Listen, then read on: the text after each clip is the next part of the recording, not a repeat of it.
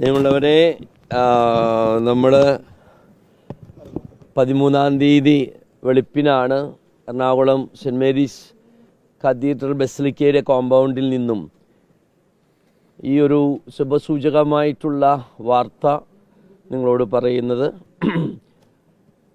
Major arch ബിഷപ്പിൻ്റെ വികാരി arch bishop Joseph പാംബ്ലാനിയുമായി ഈ കഴിഞ്ഞ രാത്രി 10:30 ഇവിടെ ഈ 9-ാം തീയതി തങ്ങളുടെ പ്രാർത്ഥനാ യജ്ഞം ആരംഭിച്ച 21 വൈദികർ, ആ 21 വൈദികരെയാണ് കഴിഞ്ഞ ദിവസം വെളുപ്പിന് പോലീസ് പിടിച്ചു വലിച്ച് ഞങ്ങളിപ്പോൾ ആയിരിക്കുന്ന ഈ കോമ്പൗണ്ടിലേക്ക് മേജർ ആർച്ച് ബിഷപ്സ് ഹൗസിൽ നിന്നും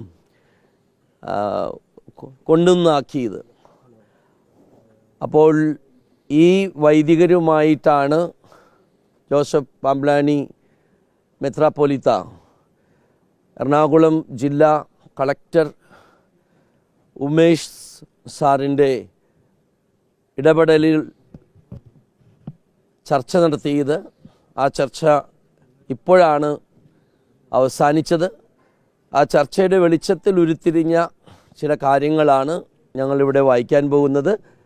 അതിൽ ആർച്ച് ബിഷപ്പ് ജോസഫ് പാംബ്ലാനിയും ഈ വൈദികരുടെ പ്രതിനിധികളും 21 വൈദികരും ഒപ്പുവെച്ചിട്ടുണ്ട്. അപ്പോൾ എല്ലാ പ്രശ്നങ്ങളും തീർന്നു എന്നതല്ല ഇതിൻ്റെ കാര്യം, പക്ഷേ വളരെ ശുഭസൂചകമായിട്ടുള്ള ചില കാര്യങ്ങളാണ് ഞങ്ങൾക്ക് പറയാനുള്ളത്. അപ്പം ഞാനിതൊന്ന് വായിക്കാം, എന്താണ് ഇവർ ഒപ്പുവെച്ചിരിക്കുന്ന തീരുമാനമെന്ന്. 12/1/2025 അഭിവന്ധ്യ ജോസഫ് പാംബ്ലാനി പിതാവും അതിരൂപതയിലെ 21 വൈദികരും ചേർന്ന് നടത്തിയ ചർച്ചയിൽ ഉരുത്തിരിഞ്ഞ തീരുമാനങ്ങൾ. 1 മാസത്തിനുള്ളിൽ അതിരൂപതയിലെ വൈദികരെ കാണുകയും സംസാരിക്കുകയും പുതിയ കൂരിയായെയും മറ്റ് കാനൂനിക സമിതികളെയും പുനഃസംഘടിപ്പിക്കുന്നതുമാണ്. 2, ഇപ്പോൾ വൈദികർ നേരിടുന്ന ശിക്ഷാ നടപടികളിൽ വിഷയങ്ങൾ പഠിച്ചതിന് ശേഷം മാത്രമേ തുടർ നടപടികൾ സ്വീകരിക്കുകയുള്ളൂ. 3, അടുത്തയാഴ്ച ചർച്ചയ്ക്ക് വരുന്നതിനുള്ളിൽ 21/1/2025 അരമന പോലീസ് വിമുക്തമാക്കുകയും അരമനയുടെ ഗേറ്റ് എല്ലാവർക്കും വേണ്ടി തുറന്നിടുന്നതുമാണ്. അപ്പോൾ 21 വൈദികരുടെ ഏറ്റവും വലിയ ആവശ്യമായിരുന്നു അപ്പസ്റ്റോലിക് അഡ്മിനിസ്ട്രേറ്ററായി ഇവിടെ ഉണ്ടായിരുന്ന ബിഷപ്പ് ബോസ്കോ പുത്തൂർ ഞങ്ങളുടെ മാതൃഭവനത്തിൻ്റെ ഗേറ്റുകൾ ഞങ്ങൾക്കെതിരെ കൊട്ടിയടക്കുകയും അതിന് പോലീസ് സംരക്ഷണം അല്ലെങ്കിൽ പോലീസ് കാവലേർപ്പെടുത്തുകയും ചെയ്തു. അപ്പോൾ ഞങ്ങളുടെ 21 വൈദികർ അനുഷ്ഠിച്ച ഒരു പ്രതിഷേധം, ഞങ്ങളുടെ മാതൃഭവനത്തിൻ്റെ വാതിലുകൾ വൈദികർക്കും വിശ്വാസികൾക്കും വേണ്ടി തുറന്നിടുക എന്നുള്ള വളരെ പ്രധാനപ്പെട്ട ഒരു കാര്യമാണ്. അതിന് ജോസഫ് പാംബ്ലാനി പിതാവ് സമ്മതിച്ചിരിക്കുന്നു. 20-ാം തീയതി അടുത്ത ചർച്ചയ്ക്ക് ഉള്ളിൽ ഗേറ്റ് എല്ലാവർക്കും വേണ്ടി തുറന്ന് ഇടുന്നതാണ് എന്നുള്ള സന്തോഷകരമായിട്ടുള്ളൊരു വാർത്തയാണ് ഞങ്ങൾക്കുള്ളത്. പിന്നെ അടുത്ത വലിയൊരു ഡിമാൻഡായിരുന്നു ഇപ്പോൾ, അല്ലെങ്കിൽ ആർച്ച് ബിഷപ്പ് ബോസ്കോ പുത്തൂരിൻ്റെ കൂടെ ഞങ്ങൾ ക്രിമിനൽ കൂരിയ എന്ന് പറഞ്ഞിരുന്ന വ്യക്തികളെ ആ കൂരിയ അംഗങ്ങളായി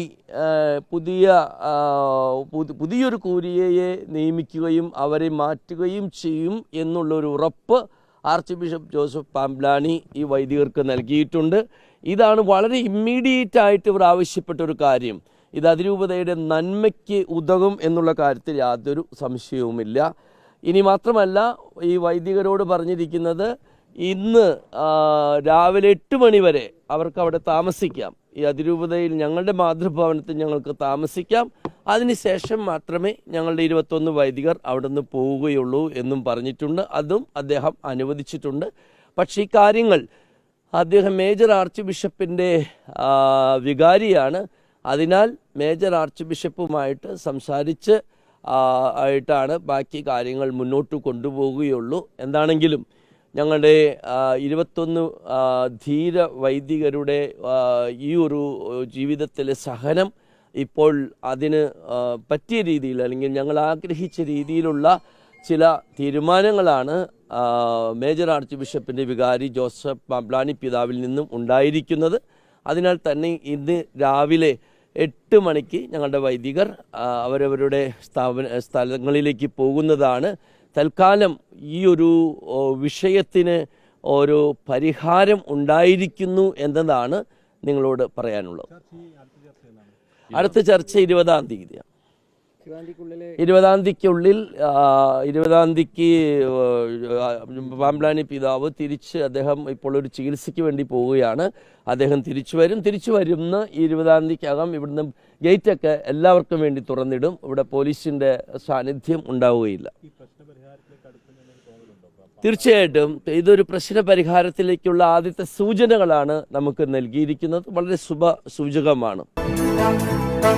i2i News, an eye for truth. i2i News subscribe ചെയ്തിട്ടില്ലാത്തവർ ഇപ്പോൾ തന്നെ സബ്സ്ക്രൈബ് ചെയ്യുക. നോട്ടിഫിക്കേഷൻ ലഭിക്കുവാൻ ബെൽ ബട്ടണും അമർത്തുക.